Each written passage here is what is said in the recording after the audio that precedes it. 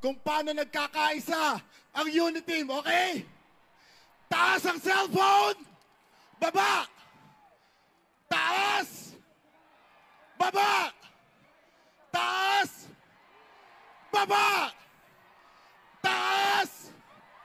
Baba! Palakpakan!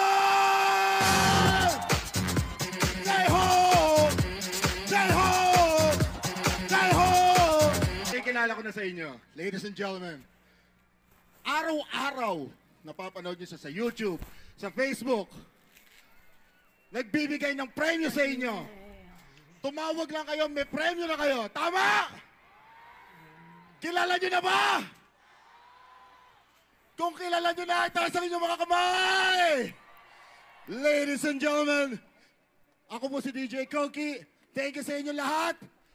Ladies and gentlemen, here comes the main man, the one and only, Mr. Willie Revillame!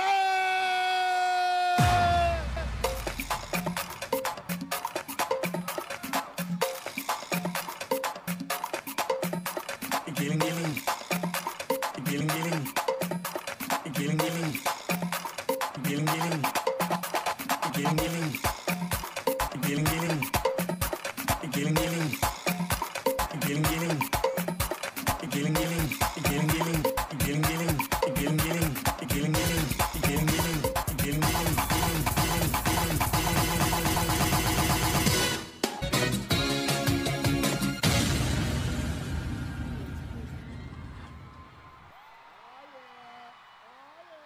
Luzon, Visayas, Mindanao, saan mang sulok ng mundo. Are you ready to party? Hindi ko kayo mali. Are you ready to party? Are you ready? Are you ready? Let's party! Are you ready to party? Everybody, come on! Ipakita natin sa buong mundo. This is what you call pagkakaisa!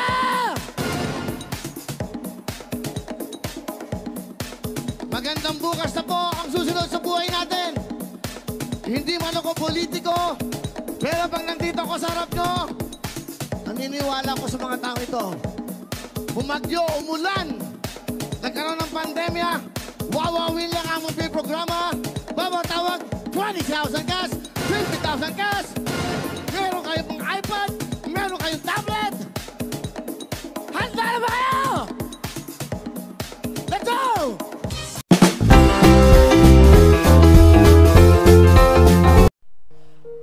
Walang halagang presyo to. Pinag-isipan ko itong mabuti. Ayoko ma-involve sa politika. Kinausap ako ng mahal na Pangulo, tumakbo kang senador. Madaling araw, tinatawagan ako. Kinakausap ako, tumakbo ka. Tulungan mo ang mga mahirap dahil tumutulong ka.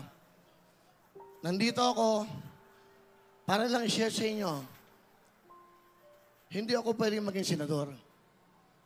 Hindi ko kayang maging senador. Kung ano lang ang kakayanan ko, yun lang ang gagawin ko.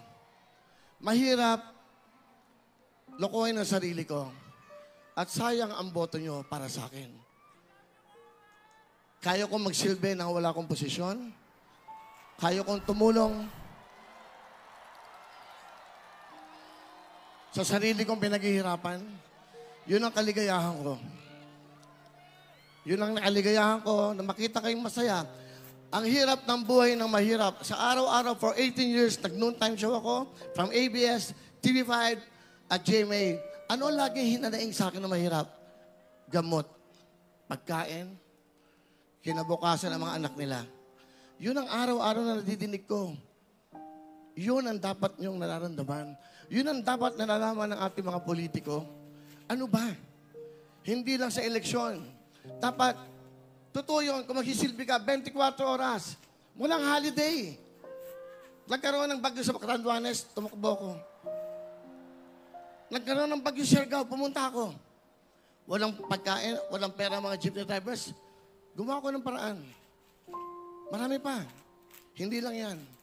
Hindi ko inaakata sa sarili ko. Kasama ko dito. Sana, makasama ko sila. Silang nakaupo. Ako'y magiging tulay ng mga mahirap, magiging boses, magiging, di ba? Tagabulong sa kanila sa inyong mga pangangailangan. Kayo ang importante sa buhay. Ano ba ibig sabihin ng buhay? Dapat nakangiti kayo. Pag-uwi ng nanay, may dalang pansit, tinapay. Di ba? Mahirap, especially yung mga OFWs natin. Huwag niyong kakalimutan yan. Kung gaano kahirap ang mag-iwan ng isang anak at mag-alaga ng ibang anak. For me, ang importante dito, sa Lunes, ipagdasal nyo, kausapin nyo sarili nyo at pamilya nyo. Ito ba mga taong ibuboto ko, binagawa ba sa amin to for the past years? Ito ba mga taong ito nandito para lang iboto ko at susunod na eleksyon, makangako na naman? Nasa mga puso, isip at kamay nyo lahat yan. Sana ho, alam nyo, kaya ako nandito, it's unity team, pagkakaisa.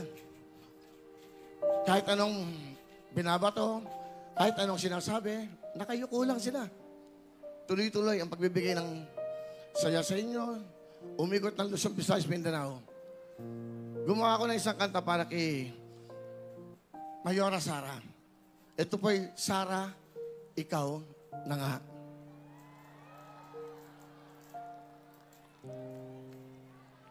Para sa inyo lahat, lalong-lalo na kay Ma'am Sara Duterte.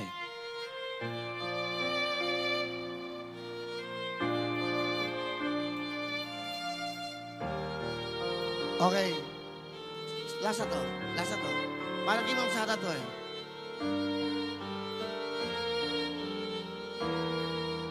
Pakihinaan nyo lang ilaw. Pakita nyo yung mga cellphone nyo, please. Pakita natin sa mundo yung liwanag